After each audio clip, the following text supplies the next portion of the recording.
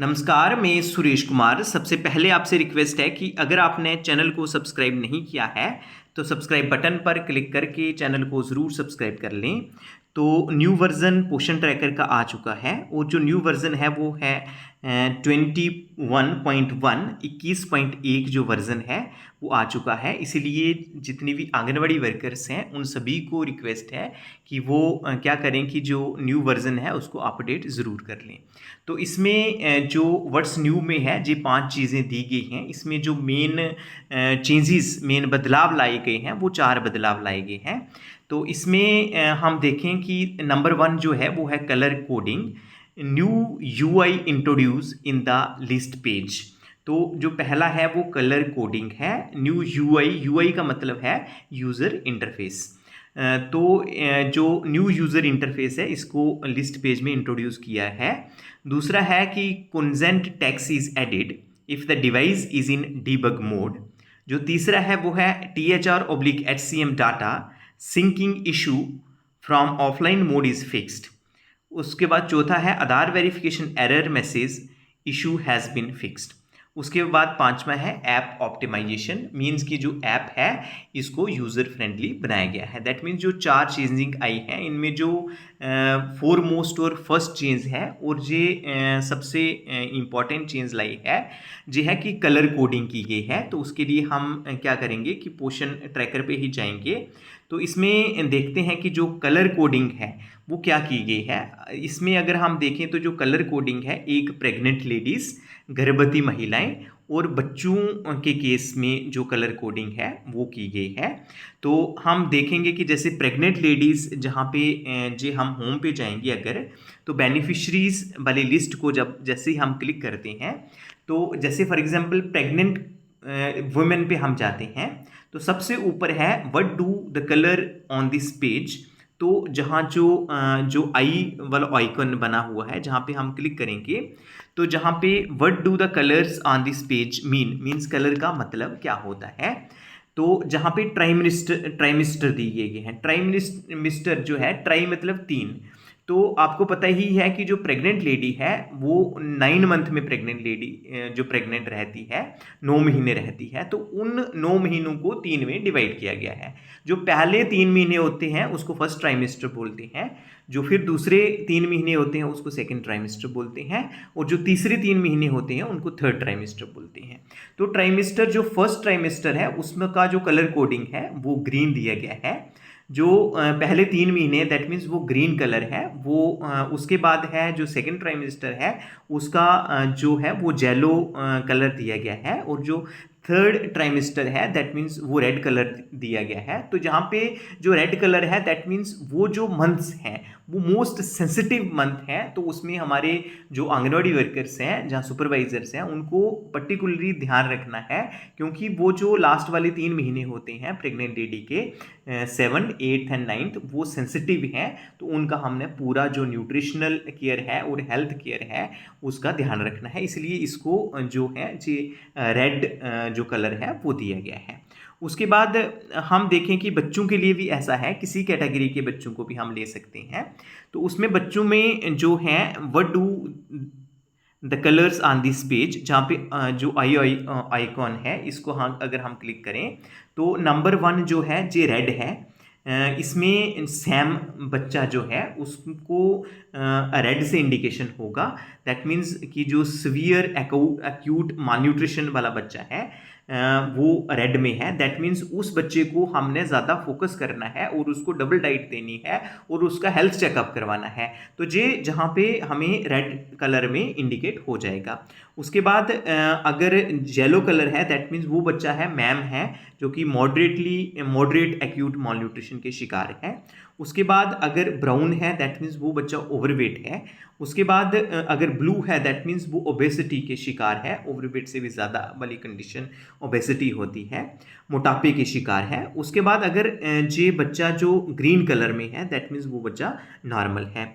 तो इसमें अगर हम देखें कि जैसे मोस्ट ऑफ द जहाँ हम देख रहे हैं कि पीछे जो लाइन्स जो सर्कल्स हैं, जहाँ सर्कल्स ग्रीन सर्कल्स आ रहे हैं दैट मीन्स ये जो बच्चे हैं ये नॉर्मल ही हैं। तो इसी प्रकार अगर रेड होंगे दैट मीन्स जो सर्कल रेड होंगे दैट मीन्स वो जो बच्चा है वो सैम चाइल्ड है और उसका हमने सबसे ज़्यादा ध्यान रखना है, उसकी डाइट डबल करनी है और उसका जो हेल्थ चेकअप है वो करवाना है।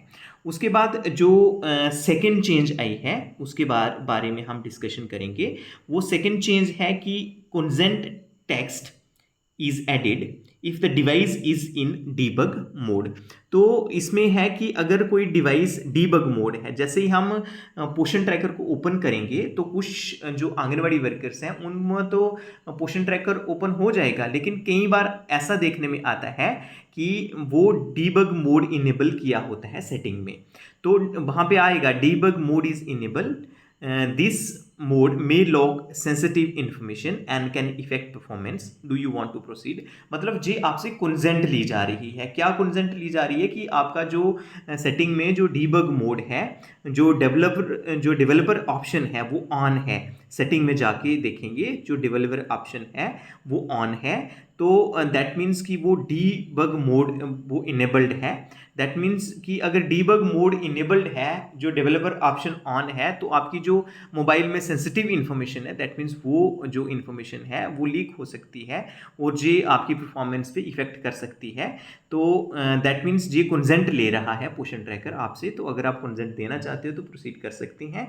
अदरवाइज आप क्या करेंगे कि सेटिंग में जाके जो डेवलपर ऑप्शन है उसको ऑफ कर देना है। मोस्ट ऑफ द पोषण ट्रैकर आप जब ओपन करेंगे तो उसमें जे वाला है जो जो डीबग मोड है जे नहीं आएगा, सीधे ही पोषण ट्रैकर ओपन हो जाएगा, उस सिचुएशन में कोई इशू नहीं है। अगर डीबग ऐसा मोड आता है तो आप इससे भी प्रोसीड कर सकते हैं अगर आप चाहते हैं कि जो, क्योंकि जे कंसेंट लेना ज़रूरी होता है, जे राइट टू प्राइवेसी होता है, इसलिए जे जो है इंट्रोड्यूस किया गया है। तो अगर जी आप सेटिंग में जाके जो डेवलपर ऑप्शन है उसको ऑफ भी कर सकते हैं। उसके बाद जो तीसरी चेंज आई है, जो तीसरा बदलाव आया है वो है THR/HCM data syncing issue from offline mode is fixed. अब आपको पता ही होगा कि जैसे ही हमारी जो आंगनवाड़ी वर्कर्स थी वो क्या करती थी कि जो डेली ट्रैकिंग में जाके हम जो THR है या HCM है ये दो ढंग से भर सकते हैं। नंबर एक, ऑनलाइन मोड में भरते हैं, most of the anganwadi workers हमारी ऑनलाइन मोड में भरती हैं। उसमें ये प्रॉब्लम आ रही थी कि जैसे किसी आंगनवाड़ी वर्कर ने HCM या THR भरा, HCM भरा, नेक्स्ट डे वो देखते हैं कि वो ऐड ही नहीं हुआ है। अगर पहले 10 दिन HCM था तो अगर हमने एक दिन और भरा तो वो 11 होना चाहिए था, वो 11 नहीं हुआ था, वो 10 ही रहता था। तो जी ऑनलाइन मोड में प्रॉब्लम आ रही थी। लेकिन जहाँ पे जो दिया है, जहाँ पे ऑफलाइन मोड में के लिए दिया है कि आप इसको डाटा को आप ऑफ करके उस केस में भी आप जो हैं जो डेली ट्रैकिंग है एंड जो THR है या HCM है वो फिलअप कर सकते हैं। जैसे ही आप डाटा ऑफ करके जो फिलअप करेंगे उसके बाद क्या होगा कि आपका जो क्लाउड में डाटा है वो चला जाएगा और उसके बाद जब आप दोबारा से ऑनलाइन मोड में आते हैं तो डाटा जो है वो सिंक होगा, मीन्स वो डाटा मेन स्ट्रीम में चला जाएगा और वो ऐड हो जाएगा। तो दैट मीन्स कि यहाँ पे प्रॉब्लम आ रही थी, उस प्रॉब्लम को सॉल्व किया गया है और हम होप कर सकते हैं कि जो ऑनलाइन में भी प्रॉब्लम आ रही थी आंगनवाड़ी वर्कर्स को, जैसे ही वो THR क्लिक कर रहे थे, जहाँ HCM को ऐड ऑन कर रहे थे वो ऐड ऑन नहीं हो रहा था। तो हम होप कर सकते हैं कि जो न्यू वर्जन है 21.1 इसमें वो जो प्रॉब्लम है उसको भी सॉल्व किया गया होगा।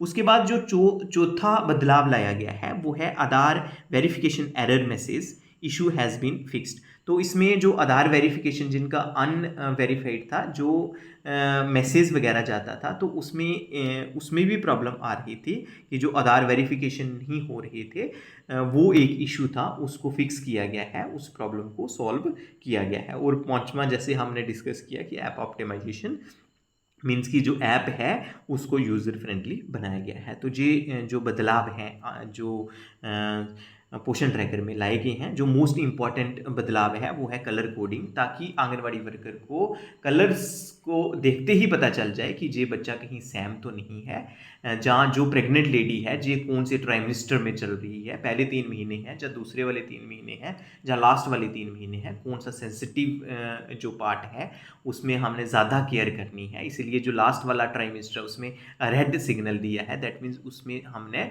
उस प्रेग्नेंट लेडी की ज़्यादा केयर करनी है। तो वैसे ही बच्चों का है कि कहीं बच्चा सैम तो नहीं है, कहीं मैम तो नहीं है, जहाँ बच्चा नॉर्मल में आ रहा है। क्योंकि हमने हमारा जो मेन मकसद ही यही है कि हमने जो मॉल न्यूट्रिशन है उसको ख़त्म करना है और सभी बच्चों को नॉर्मल में लाना है। तो जो प्रेग्नेंट लेडीज़ के केस में जो मेटरनल मोर्टेलिटी रेट है वो हमने रिड्यूस करना है और वो ख़त्म करना है, ताकि कोई भी माँ जो है बच्चे को जन्म देते हुए उसकी कोई ऐसा इंसिडेंट, अनफॉर्चुनेट इंसिडेंट ना हो जाए, उसकी प्रॉपर हमने केयर रखनी है। तो उसके लिए जो कलर कोडिंग का जो कंसेप्ट है वो लाया गया है। तो आज के लिए इतना ही था। धन्यवाद।